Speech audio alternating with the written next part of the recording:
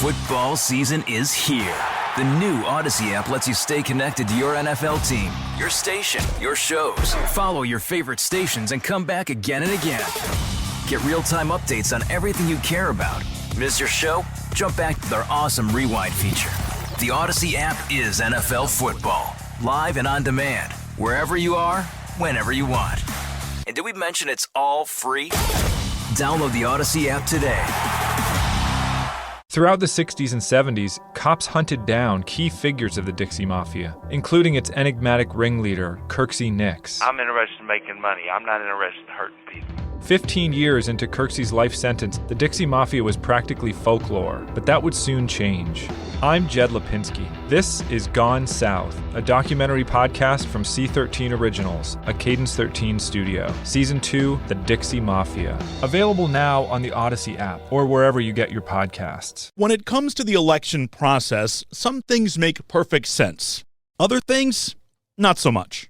You guys are out of order. You're speaking to us like junk. Would somebody please take the gentleman with the pink shirt out of the room?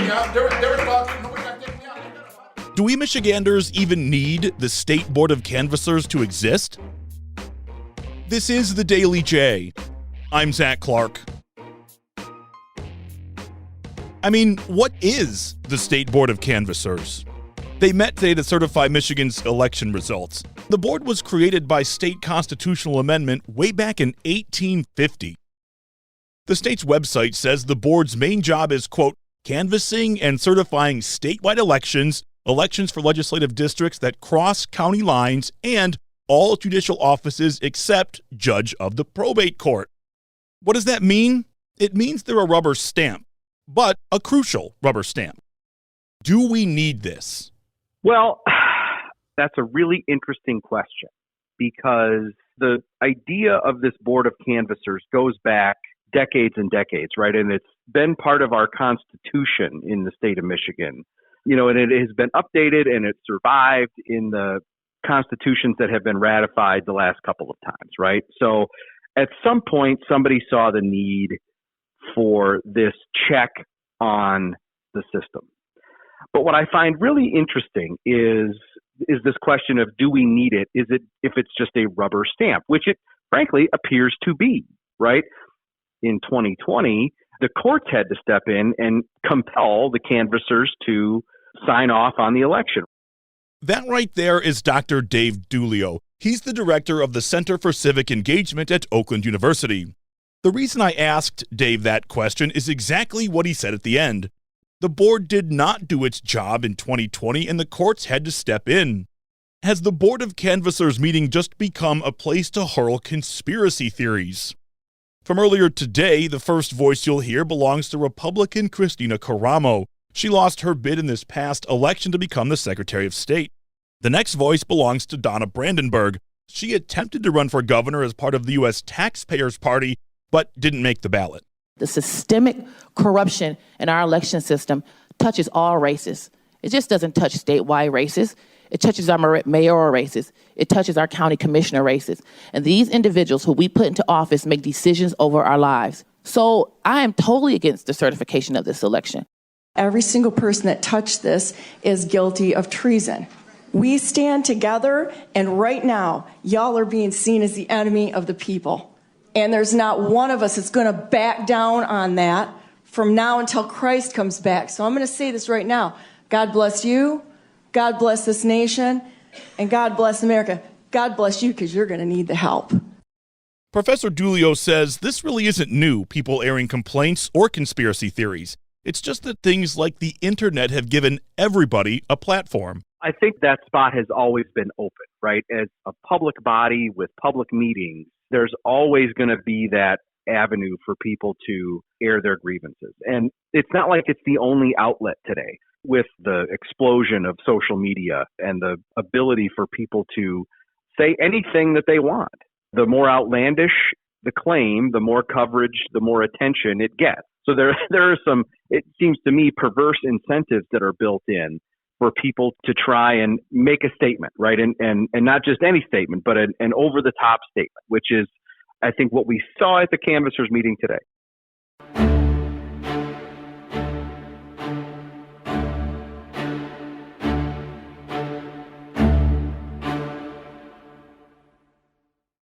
Remember, earlier I asked if the State Board of Canvassers should exist on the day that they met. That was not a coincidence. In fact, today's meeting melted into a pool of chaos at one point. You guys are out of order. You're speaking to us like junk. Exactly. Here in this room. There in 8 o'clock, she's saying the truth. Would somebody please take the gentleman with the pink shirt out of the room? Yeah, they were talking. Nobody got to take me out. I got a podcast. You have been warned repeatedly. You are being removed. Sir, can you come up, please? You got to take everybody else out. You're not touching me. Sir, you cannot touch me. Everybody else is breaking comments. I didn't say nothing. My body cam is on. Is your body cam on? Can I talk to your supervisor? I don't feel safe. When your supervisor comes, I'll talk to him. I don't feel safe. I don't want nobody touching me.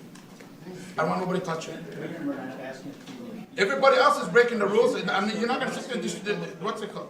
Everybody else is breaking comments. Why are you going to tell me to leave? Going to recess the meeting at 11 a.m. The voice you heard asking the person to be thrown out is Tony Daunt. He's the Republican chair of the board. Later on, he brought the meeting back to order after the room, calmed down a bit. Call us back to order here at 11:03.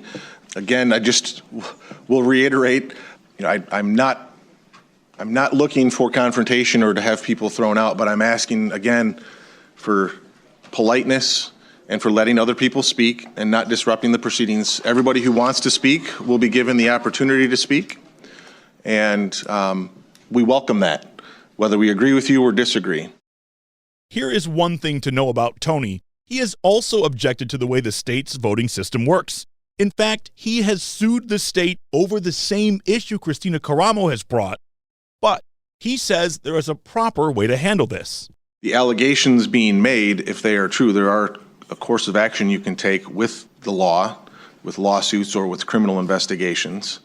And as somebody who has sued the state related to voter rolls, I think that it's dangerous to make reckless accusations. And if you have an issue with policy or the way things are done, there are avenues that do not involve baseless allegations. I say that to stand up for the people that I have directly sued related to some of these issues, as somebody who believes in the rule of law and following the law.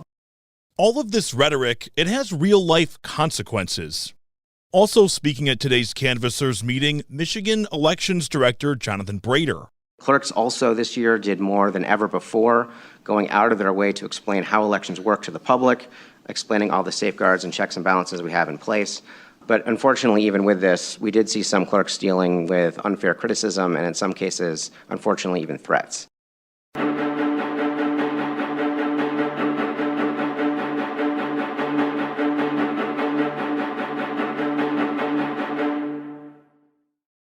So, now what? I wondered if the state was equipped to stop the onslaught of election conspiracies.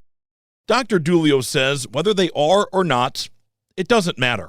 Can they stop it? No. And frankly, they shouldn't be able to, right? Because then that's government compelling speech and government squashing speech, right? And I get the conspiracy theories. Maybe there's a line somewhere, but, this country was founded on the ability of people to challenge their government. And I think if we start to take away those avenues, that's a problem. So I think it's one of those things that, our system is imperfect, right? And it's one of those things that we might just have to live with. It takes me back to that old saying, right, about how democracy is the worst form of government that exists, except for all the other ones. And we might be in one of those situations, right, where this is just one of those things that we have to live with. And I think the evidence is there that the system can handle it. Yeah, there are conspiracy theories discussed and thrown out and created and magnified, right?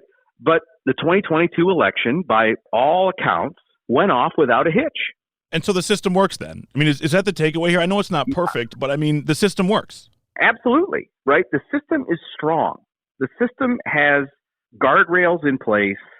The system has been one that has worked. I mean, if we think nationally, since the founding. Does that mean we don't have blips and problems from time to time? Of course not. But, even in the wake of 2020 and all of the concern, and some of it rightly so, right? But look where we are now. Across the country, maybe with the exception of Arizona, there are few, if any, challenges outside of the realm of normal recounts and those sorts of things. An important takeaway from 2022 is that the system works. Should I ultimately be pleased with what I saw today?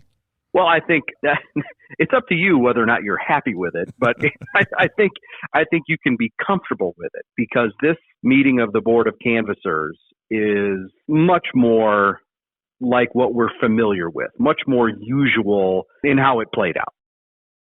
The takeaway here is that our democracy is strong. It's very strong. Is it invincible? I guess the hope is that we never find out, right? Big thanks to Dr. Dave Dulio for his time, as always. Check out WWJNewsRadio.com for the top local news stories on demand 24/7. Make sure you don't miss out on new episodes of The Daily J by subscribing using the Odyssey app, or get it wherever you get your podcasts. Our theme music is written and produced by Ozone Music and Sound in Southfield. I'm Zach Clark, and this is The Daily J. Thanks for listening. Football season is here. The new Odyssey app lets you stay connected to your NFL team, your station, your shows. Follow your favorite stations and come back again and again. Get real-time updates on everything you care about. Miss your show? Jump back to their awesome Rewind feature. The Odyssey app is NFL football, live and on demand, wherever you are, whenever you want. And did we mention it's all free? Download the Odyssey app today. Is there something really absurd that skeeves you out? Getting a paper cut on my eyeball. A fear you can't shake? I'm going to leak ocular fluid down my cheeks. It's going to go into my mouth and I will perish. Whatever scares you, I want to talk about it. Join me, Larry Mullins, on my new podcast, Your Weirdest Fears. Listen and subscribe to Your Weirdest Fears on the Odyssey app or wherever you get your podcasts from. So my biggest fear is there's going to be snakes in the toilet. We're all afraid of that one strange thing. I'm Larry Mullins, the host of a new short 10-minute podcast called Your Weirdest Fears. We unpack where these fears come from. A rat climbed into my toilet. And learn how to manage them. Listen and subscribe to Your Weirdest Fears on the Odyssey app or wherever you get your podcasts.